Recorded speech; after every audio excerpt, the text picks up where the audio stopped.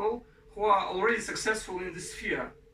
And if you do it, believe me, it's just a matter of time and you will be successful after all. Not immediately, maybe not from the first time. And remember that nothing works from the first time. And be ready to fail, and after all it will be good. Okay, and if we speak about chess, I would like to give you maybe 5 questions which helps to find a good move in the chess. But also these 5 questions we can ask even in the real life and even in the business. And the first question is what is the threat? So you should understand what was the last. You should understand what my opponent wants. What my opponent wants and what is the threat. In real life it's the same. Everybody knows what you want. But we very often we forget that we also must understand what other people want.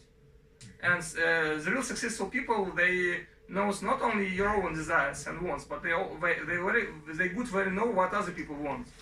And in chess it's the same. If you want to be successful in chess or in life, you must not to be too selfish and must to understand what your opponent wants. If you understand what other people want or your opponent wants, it's also will help you a lot. And the second question is, so the first question is the threat. What is the threat? What my opponent wants? And if there is a real threat, you should take measures to prevent this threat.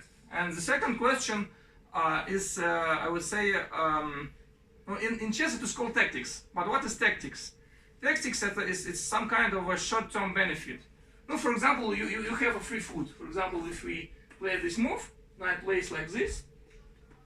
Knight wants to eat this pawn. Okay? If your opponent play like this, you have a free food. It's an example of free food. So it's a short-term benefit. So in one move, in one day, you can have something good for you. And in your life, you also can have some short-term benefit, but we forget about this. For example, you work in some company. You can ask what benefits this company gives you. For example, probably you have maybe some discount or free maybe medical treatment or a treatment on your teeth, or probably you have a discount on to attend some gym. The company can give you this discount. Even now you have some benefits about which you forget. And it is also some kind of free food. Or maybe it can be some short-term maybe a good opportunity. For example, last year there was a world champion in Russia. You know, a very good football event here. Mm-hmm. And people, for example, who are good in English, who are good in could, for example, help other people to be like a tourist, like a guide. So there was a lot of opportunities in terms of business during this period, because there was a lot of foreigners. And you could help them. You could help them in terms of to show them some good places in Moscow, or maybe to provide them with flat. And but many people ignore that opportunity. Why? Because they just work by habit.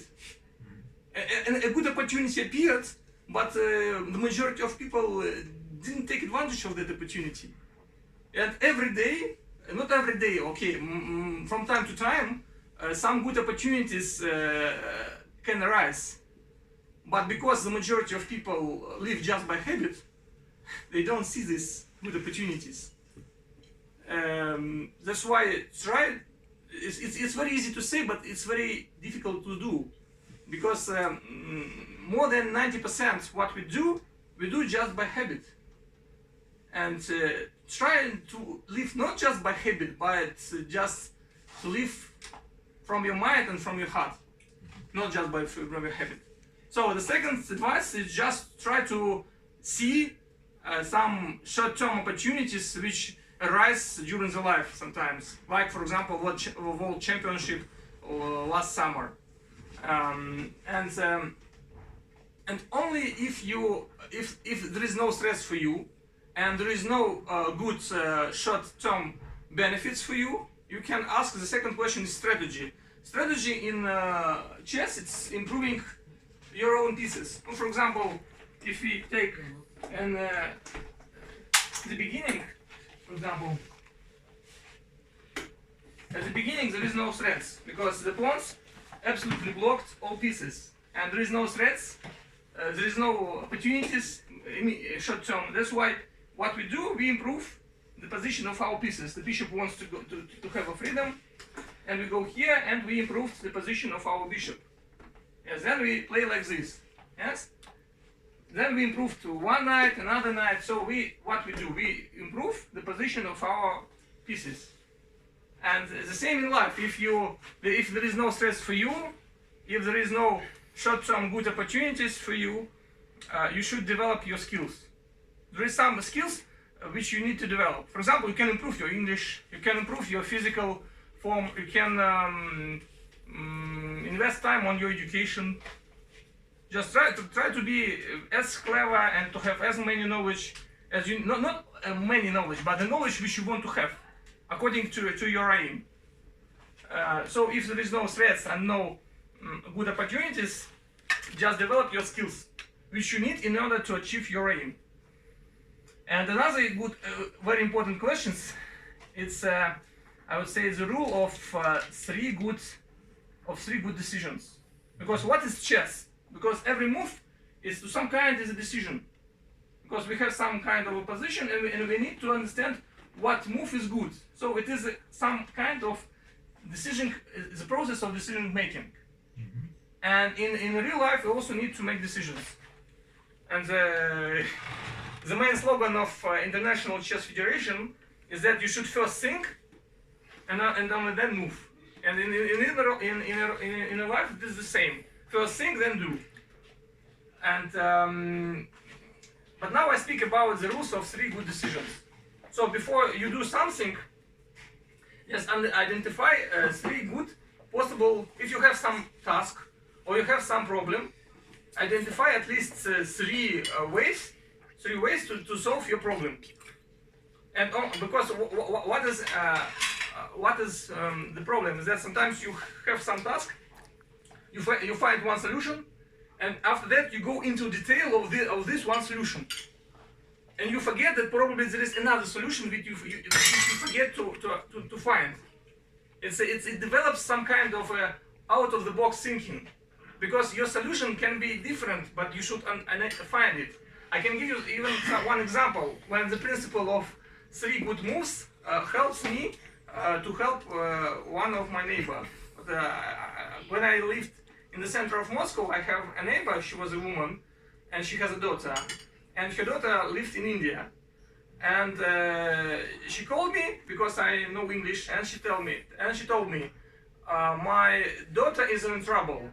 She needs some medical tablets, some medical treatment, some medical cure tablet. But somebody should help to deliver this tablet to India.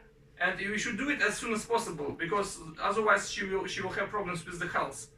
And she told me, Arman, you know English, could you call to the embassy of India and ask them to help us to deliver this medical treatment, this medical tablet to India?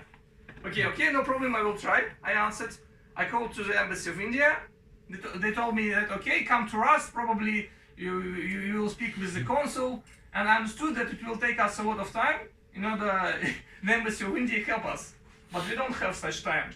But the mother of this daughter just tried to find the solution within this solution, within this approach. And I asked myself, let us find three good moves in order to solve this problem. So what should you do if somebody asks you to help you? I have a daughter. Do you speak English? I speak English not so good as you. Could you help me and maybe call to the embassy of India and ask them to deliver this medical tablet to my daughter to India? You could fly directly to the India. Yes, but this mother was limited with money. Try to find the medicine. I don't know. Some commercial Go. Or go to the airport. Try to speak find with the pilot or some people. Pilot or someone who is taking a flight. Give them Just FedEx a bunch of drugs to her, bro. FedEx overnight, done. UPS, all that stuff. Just ship something, man. Yes. Or Buy it, ship it, it's done. Yes. Sorry, but the best way, I think, someone doesn't know the local language of somewhere, it's Yeah. best to call the embassy and find this council support. For example, I'm at Moscow. If I have any trouble, legal or medical, the Yeah. first thing I think I have to call my embassy and ask for their help. Yeah, generally speaking, I mean, government officials are going to take their time. I mean, they're all about doing the bare minimum amount of work. Just find a good private corporation that will help you out, a private company that can help you. Who's in it? Who wants? Who benefits? The one that makes the most profit from that, right? So the companies are going to help you out, man. Find a company that can ship it overnight within 24 hours. Get that medicine down there and just get it shipped down there. It'll cost a few bucks. and Yes, it'll be all right. it's a good solution. But I ask you, around the all the government officials and all that stuff. You don't need to deal with those guys. Why bother? yeah, I agree. One question. This was is specific for India. India produced international for international company. International company produced in India medicaments, and the international medicaments they have analogs to Russian medicaments. You can buy in Russian medicaments or go to the doctor and ask for analog medicaments for Russia. What you can buy in Russian Okay. apotheke, and then you, if not, you can buy it in other shops. I mean, they should be in internet. They should be from other provider. There you go. Yeah, good decision, but they wanted to have an analog. They want to pass you the tablet which already works. But your solution, I think, is also good. Totally fine. Yes, but it was many years ago, so that's why delivery services was not so popular as now. And I just advise you to go to the airport, as you told, and to find a flight from Moscow to India. And among the passengers, try to find the person who seems to be very kind, and just explain him the situation and ask him to help. And Can you help me to deliver drugs, please? But I really told it, Yeah. and she did it, and it helped. Because when we have some problem, we can be so, how to say it, emotional, that we just try to find the solution within this one solution. Just don't go into detail immediately. Just try to make some kind of a brainstorming. So you have a problem, and begin from identifying all possible ways, even crazy one, how to solve this problem. And after this, you can choose among all these possible solution the one which suits you most. And don't go into detail of one solution immediately. Just identify all of them. And so coming back to the 5 questions. So the first question is threats. What does my opponent want? The second one is try to find some kind of a short-term benefit which you can have right now, and after that try to improve your skills. Or in chess, try to improve the position of your pieces, and then try to identify 3 good solutions. For example, if you play like this, 3 solutions can be, for example, you can develop this knight, or you can develop this knight is the second solution, or you can develop the bishop. So we have 3 solutions, and you can choose between them. And the last question, before implementing some decision, you should do a mistake test. I can give you a very short example of mistake test in chess. For example, position like this. So don't implement your decision immediately, but try to do a mistake test. For example, in this position, the black can go, and the black can eat this pawn. And from the first side, it seems that this move must be good because we eat this pawn for free. But before do it, ask yourself, can my opponent punish me in return of this move? For example, if you play like this, this knight is without defense, and this king is open. So the queen can go here, and immediately attacks the king and the knight. So this operation called a double attack. And after this, the black will be without the knight because they need to defend the king from the check, and after that, the queen eats it. So it's about the fact that all the time you should do a mistake test. For example, you find the solution, you identify 3 or 4 ways to solve your problem. Then you choose the one which suits you most. But before implementing this solution into practice, try to understand, did I take into account all the factors? Maybe I missed something. No, for example, what example can you give you? No, for example, in you know the football team, I don't know, Zenit, yes? And Zenit decided to buy a very strong football player abroad. And on the first side it was very good because we buy a very good, for example, like Hulk. They bought Hulk. It was very strong chess, not chess, but football player. Sorry, football player, and it was good. But before buying Hulk, you should do mistake test. What did we take into account all factors? And the reality showed us that there was some drawbacks of this buying because the leaders of Zenit was very angry that Hulk had a salary at least many times more than they have. And after that they have a lot of problems with their leaders because they were very angry that Hulk have a much better salary than they have. And after that the need had to get rid of some strong football players. So before implementing some decision, try to do a mistake test. It must be your habit. Also, if you speak about general advices, I would, and if you speak about general principles of success, usually there are 2 things we should take into account. The first, your actions, what you do physically, your actions, and the second is your emotions, what you have inside yourself. In terms of actions, you should do your best in order to achieve your aim. Everything what you can do. But in terms of your emotions, you should be always calm down, and you should be absolutely independent on the final result. So even if you fail or if you succeed, you should be you should be positive. There must be no dependence on the final result. Because if you are dependent on the result, then the fear of failure can appear. So you understand that for me it's so important, and instead of thinking what you should do in order to achieve your aim, you think that for you it's very important, and they should do it.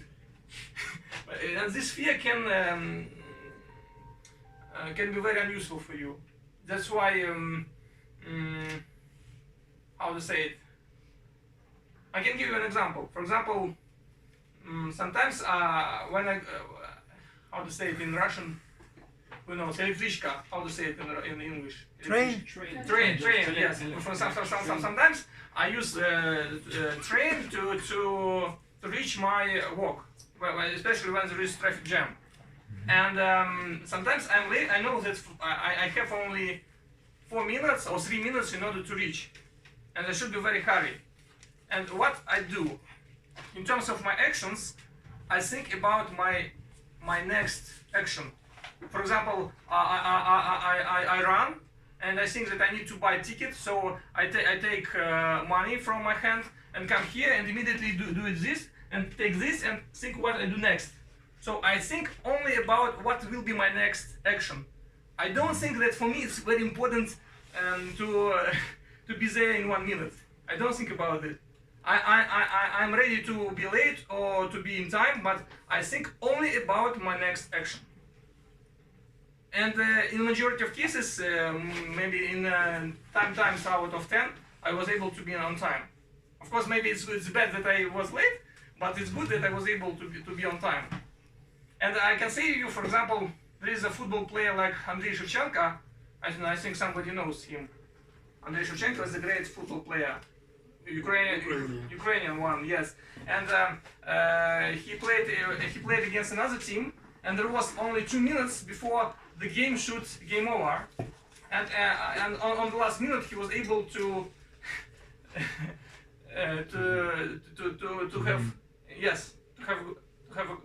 have a goal. Yes. And after the game, journalists asked him what you were thinking about during the last 2 minutes. And as he said, I thought what I should do next. He was thinking about whether I should go the pass or whether I should do on my own. So he didn't think that it is the last minute. He didn't think that he must win. He was just absolutely focused on his next action. And even if you fail, even if you fail, just learn the lesson and try the second attempt. So let me maybe give you some simple chess puzzles.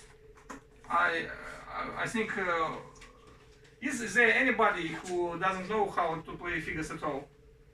Okay, who knows how to play figures? How Chess. chess pieces. Chess pieces. Okay, I will begin from very simple task. It is called mill, like a water.